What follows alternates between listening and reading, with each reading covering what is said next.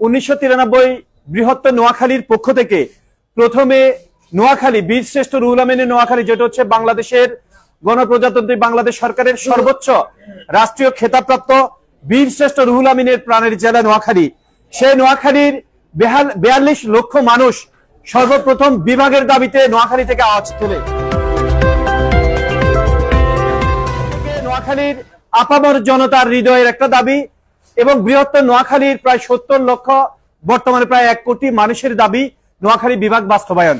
সেই দাবিতে হাঁটি হাঁটি পা পা করে যখন নোয়াখালীবাসী চূড়ান্ত ধারপ্রান্তে গিয়েছে, আপনারা জানেন বিগত সরকারের আমলে আমাদের নোয়াখালীতে একজন বাঘা নেতা ছিলেন।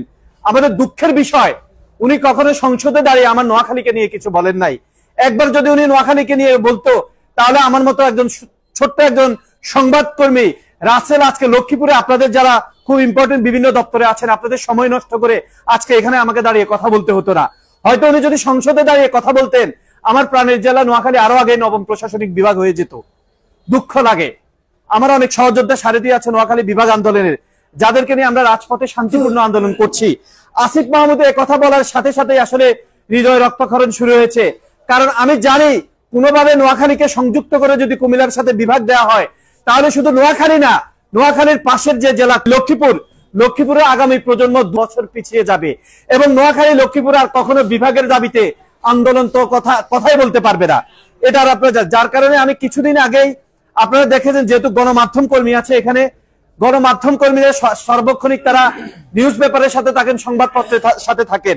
কিছুদিন আগে 22শে ডিসেম্বর আমি নোয়াখালীতে একটি মানববন্ধন এবং বিক্ষোভ সমাবেশ করেছি নোয়াখালীকে বিভাগের দাবিতে, যেটা শুধুমাত্র বাংলাদেশের, এছাড়া বাংলাদেশের আর কোন গণমাধ্যম ছিল না যে নিউজ করে নাই নোয়াখালীর ওই যে বিভাগ নিয়ে আন্দোলনটা নিয়ে। এরপরে আপনারা জানেন, দেখেছেন সংবাদের মাধ্যমে নোয়াখালীকে বিভাগের দাবিতে আমি প্রধান উপদেষ্টা বরাবর খোলা চিঠি দিয়েছি। জনপ্রশাসন সংস্কার কমিশনের চেয়ারম্যান এবং সিনিয়র সচিব যিনি আছেন জনপ্রশাসন মন্ত্রণালয়ের সচিব বরাবর আমি স্মারকলিপি দিয়েছি। লক্ষ্মীপুরকে একসাথে করে নোয়াখালীকে বিভাগের জন্য আমরা স্মারকলিপি দিয়েছি।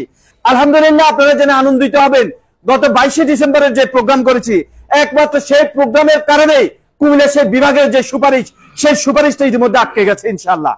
সেদিন ঘোষণা দিয়েছিলাম, কোনোভাবে নোয়াখালীকে সংযুক্ত করে যদি কুমিল্লাকে বিভাগ ঘোষণা করা হয়, তাহলে খোদার কসম করে বলছি, নোয়াখালী, বৃহত্তর নোয়াখালী 1 কোটি মানুষ, নোয়াখালীতে 7 লক্ষাধিক প্রবাসী অধ্যুষিত এলাকা, সম্পূর্ণ রেমিটেন্স দেওয়া বন্ধ করে দিব। আমরা রাজপথে আন্দোলন করব, সচিবালয়ের সামনে আমরা মানববন্ধন করব। এখনই সময় আমাদের গর্জে উঠার। আমাদের নোয়াখালীতে বীরশ্রেষ্ঠ রুহুল আমিন আছে, ফেনীর ভাষা শহীদ সালাম আছে, লক্ষ্মীপুরের কৃতি সন্তানরা আছে। আমরা বিভাগের দাবি এগিয়ে যেতে চাই। আমরা জানি, আমরা নোয়াখালীবাসী, লক্ষ্মীপুরবাসী বৃষ্টি বাদল ঝড় ঝঞ্ঝা নদী ভাঙনের সাথে যুদ্ধ করে আমরা বেঁচে আছি। আমরা জানি কিভাবে রাজপথে আন্দোলন করে আমাদের অধিকারকে ছিনিয়ে আনতে হয়, সেটা আমরা জানি। শুধু আমাদেরকে একসাথ হতে হবে। তাই আমার দাবি, ইতিমধ্যে নোয়াখালীবাসী তারা আন্দোলন করেছে রাজপথে। আপনারা লক্ষ্মীপুরের যারা আছেন কৃতি সন্তান, আপনাদের নেতৃত্বে আমরা যদি লক্ষ্মীপুর থেকে একটা আওয়াজ তুলতে পারি, 13-14 তারিখে ফেনীতে প্রোগ্রাম হবে। একটা সিদ্ধান্ত নিয়ে রবিবার এখান থেকে একটা মানববন্ধনে আওয়াজ দেওয়া যায় কিনা, আপনাদের সকল ধরনের সহযোগিতা আমাদের নোয়াখালী বিভাগ বাস্তবায়ন সংগ্রাম পরিষদের পক্ষ থেকে আমি ব্যক্তিগতভাবে আপনাদের সকল ধরনের সহযোগিতা করব, সাপোর্ট দিব। নোয়াখালী থেকে আমরা একটা টিম আসবো আপনাদের সাথে এখানে মানববন্ধনে যোগ দিতে। তো সব মিলিয়ে আপনাদের কাছে আমি অনুরোধ করছি, আমাদের আগামী প্রজন্মকে বাঁচাতে, আগামী প্রজন্মের জন্য একটি সুস্থ, সুন্দর, নিরাপদ নোয়াখালী করতে নোয়াখালী বিভাগের কোনো বিকল্প নাই। সবাই ভালো থাকবেন, সুস্থ থাকবেন, আর আপনাদের গুরুত্বপূর্ণ মতামত দিয়ে এই বিভাগ বাস্তবায়নের যে আন্দোলন, সে আন্দোলনকে আরো বেগবান করবেন, এই প্রত্যাশা রেখে আমি আজকের মতো শেষ করছি। আসসালামু আলাইকুম।